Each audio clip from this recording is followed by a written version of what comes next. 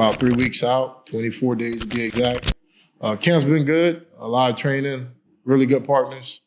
Trying to stay healthy is always the goal, trying to get in shape and just remaining sharp. My opponent, big, strong, a lot of power. So nothing I've never seen before, but I think every fight's different. I think you got to prepare for the moment, and I'm happy with what we've been doing so far. First minute and a half, no punches, just front, back, elbows in. Make sure your elbows are in. Boom, boom, hit an angle, pop, pop. There we go. 10 more seconds, come on, good feet. Boom, nice and short. Pop, pop, pop, pop, pop. Dieter's a consistent dude. He's an early riser like me, so that's always a breath of fresh air. I like to get things done early, and I think the biggest thing is just consistency. I think Dieter is a consistent coach. He's a repetitive coach. He teaches all the details, and that's something I need. I think that's something I transfer over from football. It's doing the same thing over and over and over and over again. Or else I've been with other coaches who like to be a little bit more fancy, don't coach as much. They're not as detail oriented, and those are all the things Dieter is. Switch, let's go. Lead uppercut. Transfer the weight from the back, come up with the uppercut. Elbows really tight. Oh. Nice, pop up. See, we shouldn't wait there. You're already there. You gotta make him pay there. You're not transferring the weight, you're doing this. Transfer the weight with this one, and then this one throws it. Let's go, come on, 3. Well, Anthony Wint, I've known him about 2 years, and he's gone from strength to strength. If I've got to call him something, it's probably going to be a juggernaut. He's strong, he's powerful, he's explosive, and from the time that he's been doing it, he's gone in leaps and bounds. So I can only imagine what it's going to be like in the next couple of years, 3 years, especially when he gets on the big stage. Boom, boom. There you go. Remember what I told you? Let's not do. Go. I was tired of the fight and I just remembered, oh yeah, he just said press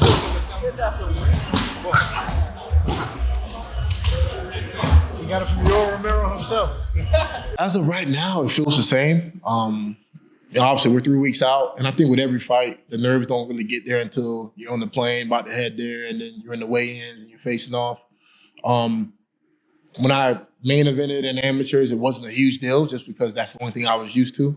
But it's been a while since I've been the guy that everybody's coming to see, or at least in retrospect, the closer. So I think it'll be the same, but I think it's also cool not having to wait or not having to figure things out afterwards. Knowing that they built a whole card around me and that for the most part, the promotion cares about me that much that they wanted to make me the main event.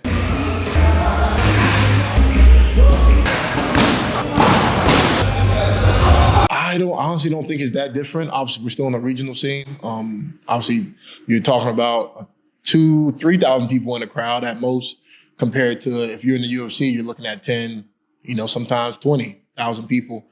So I think the higher you get up, the more starstruck or the lights get to you. I think on the regional scene, it's not huge lights. At the end of the day, you're there to do a job, but when the cage closes, I would hope that I'm not looking at the amount of people are there or what time I'm fighting or, how much anticipation is about behind the fight. I think a fight's a fight at the end of the day. He's got a fight coming up. I do also. So I know I'm going to get the best from him as well. He's so strong and he's so powerful. I have to use my own techniques and my own vintage ways, should I say, get him a little bit tired and obviously get those reversals and stay heavy. But like I said, with a couple of years, who knows, I might not be able to do what I can do to him, as we speak.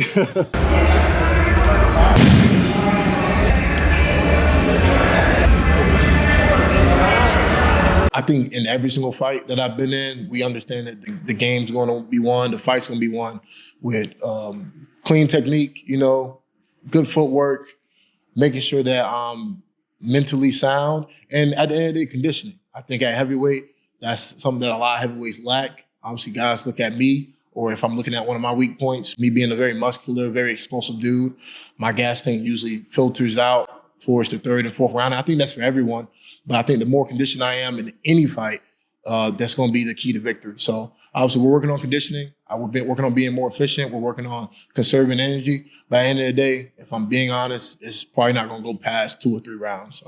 He's a big dude. I'm a big dude. We're both quick. He hasn't been knocked out yet, so that's definitely a goal of mine to be able to, cut his lights off. And I'm looking forward to the fight.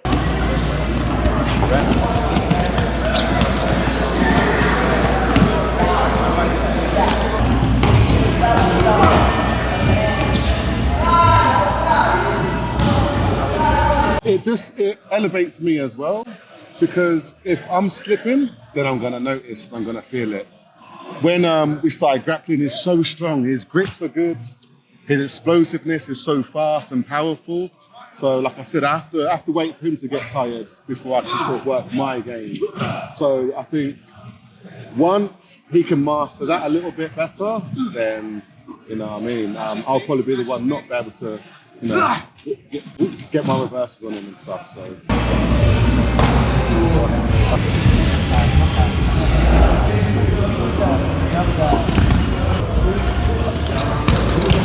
I think setting goals, having expectations is definitely something new. And I kind of go into every fight. If we're talking about fights, we're talking about every day.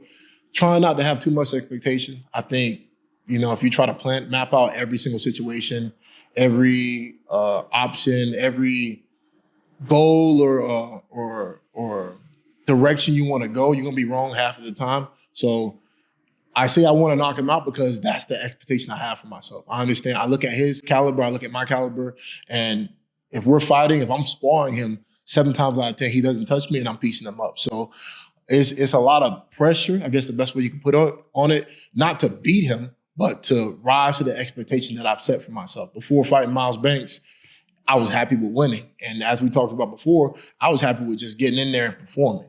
But now, since I've shown that I have the potential to be able to not only to win in fashion, but be able to put somebody's lots out, I want to be able to honor my father, honor God, and being the best version of myself. And being the best version of myself is going out there and dominate someone, because that's what I'm capable of doing. So looking on paper, looking at what I'm capable of and what he's capable of, is either I'm going to sleep or he's going to sleep. And I think if I go in there with clean technique, if I go in there performing the way I can perform, it should only take a round or 2. And that's not me being confident. That's just me looking at the attributes I have and living up to them.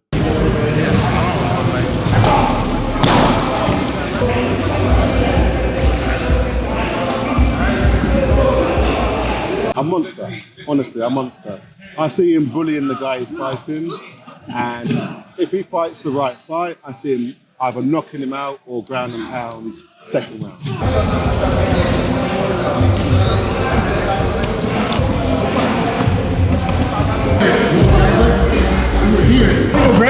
I tried to follow him, he kept going. I'm like, a lot of people can't do that. I think me playing in the NFL and me being on that stage and me having people come around who either knew the sport, didn't know the sport, knew how much money I was making, or know what status I was or didn't know, and me seeing the gauge that they have for me and their personality shift or not shift, really prepped me for it. So when it comes to fighting, it's not something that kind of moves me. It's something that obviously I'm not a fan of. I don't think celebrity or overly supporting someone is something that human beings should do. I think everyone should kind of be locked into what they're doing. I definitely appreciate it. I think it definitely comes with perks, being someone of high status or someone people look up to. But it's not necessarily something that moves me. So I think the ultimate support is just you doing what you're supposed to be doing and it motivating me to continue to what I'm doing. I think inspiring people is something that's dear to my heart, but it's not something I look out to do. I think there's a lot of fake people in the world. I don't necessarily think I have haters. I do believe I have a bunch of supporters, but in what capacity are they support me? I don't necessarily need people to come to a fight. I don't necessarily need people to train me. I have a trainer. I don't necessarily need people to be at every moment of my life, but if it brings them joy to see me doing well, that also motivates me to continue to do well, because I want to be able to honor the people around me. I want to be able to honor my mother and my father. And ultimately, I want to be able to lead people towards God. And I think you do that by being excellent in everything you do. So that's my biggest motivation. And, whoever takes hold of that is who takes hold of it. And the people who don't really care, I'm honestly happy for them, because maybe they're paying more attention to the things that are important in their life, which I think they should be doing anyways.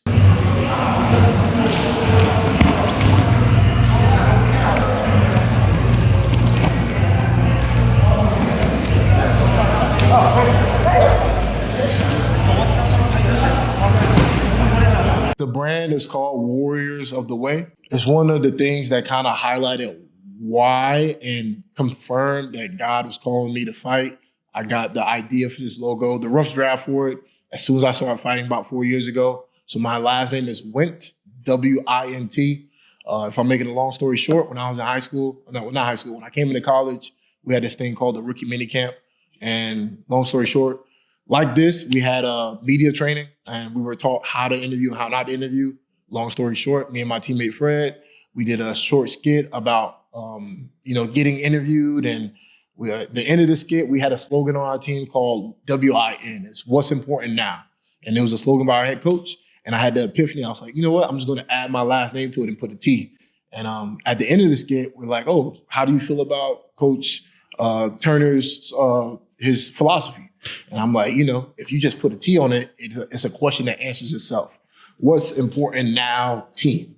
And what's important now is Wint.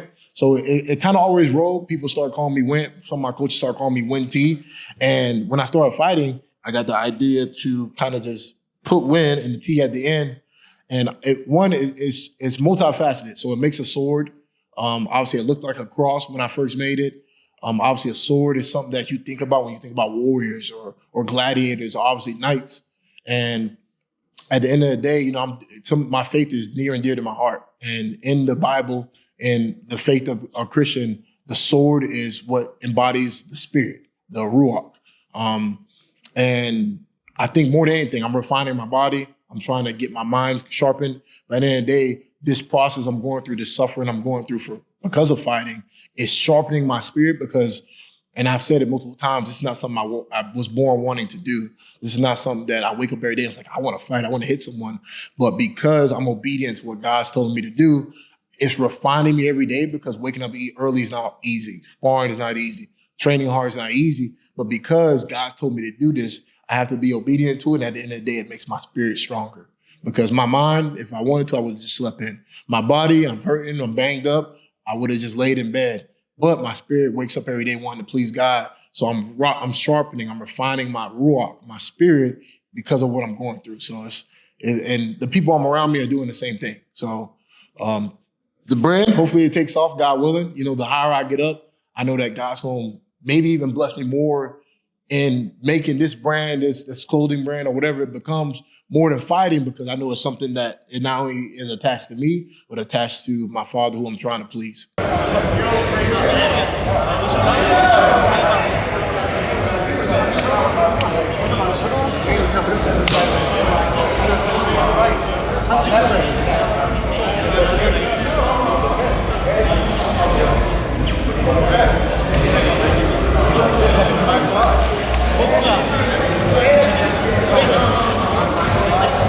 I know you're from Maryland. He is. I'm from up north. Like it. So he just had a fight. Yeah. He had a fight night. I'm not from UFC fight night. Yeah. He trains up there in Vegas now with Manson. I know what you're talking about. He's tough as hell. Really good work, man. Had Pat Downey come through, work me. Not too many times I come to the gym and I got somebody who's that much better than me. If I'm being honest, it makes my brain light up.